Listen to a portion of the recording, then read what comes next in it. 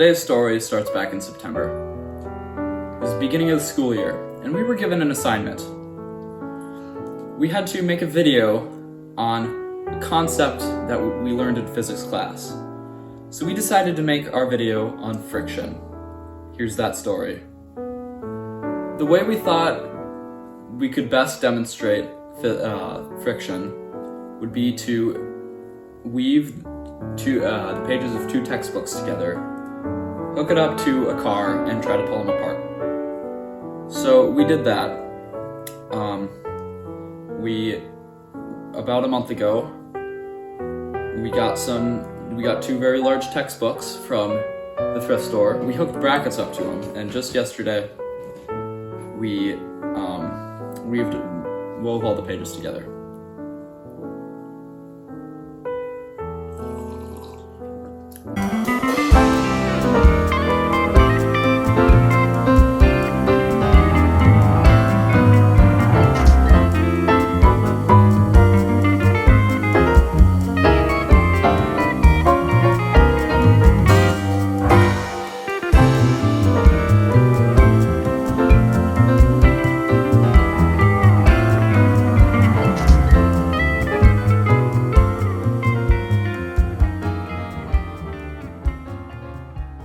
After weaving the pages together, we went outside to get set up. Alright, stop.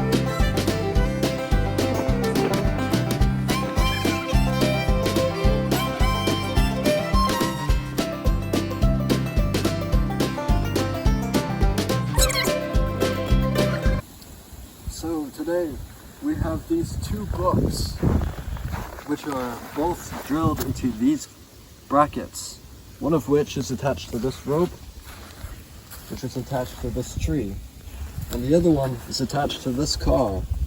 We are going to pull and see what happens. We had to add some tape just to hold the covers down, because otherwise the covers are going to go everywhere. Alright.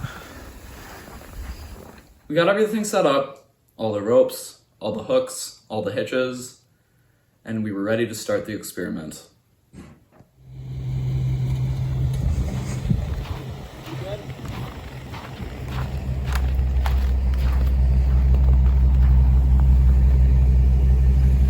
Ready?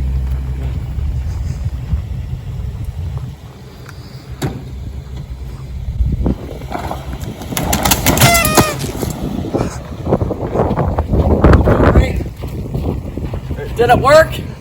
So we had a bit of an incident. The metal just completely snapped in half. So we got the book over there, still completely intact, by the way, the book is. The metal, not so much. You see, we can still pull on this, and it'll be fine. Yeah, nothing. So that's still intact. But the metal is completely busted. That's crazy. Like, that's crazy. It's incredible that the metal broke and not the paper. Not the paper, no. Again, the book is completely fine except for the tape on the top. Like, look at that. Look at that, completely fine. The awesome power of friction. Yep, friction. It's pretty crazy.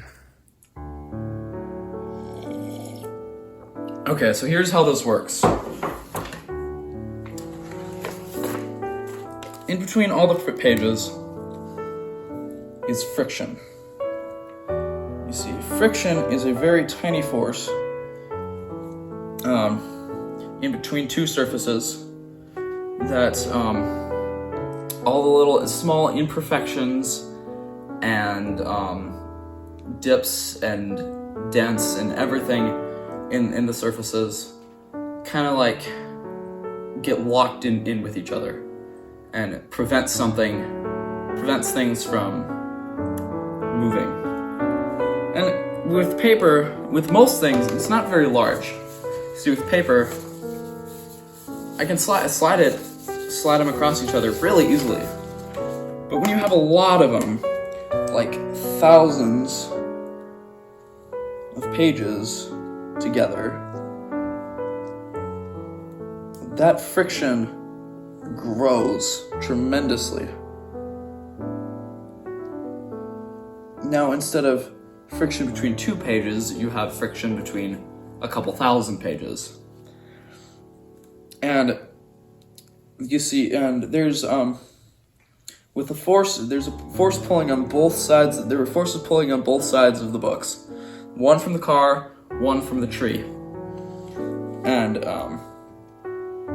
but there's forces going in the opposite directions with the friction.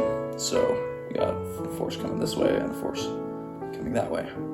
And they fight the forces from the tree and the car. So that the coefficient of friction, mu, is greater than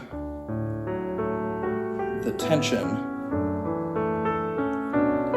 That's an upside down E. Hold on a minute. It's greater than the tension in the ropes that are hooked up to the tree and the car. Which makes it so the books won't move relative to each other, which causes the ropes to break, the metal to break, because the force from the car is still pulling them. And anyways, that's friction.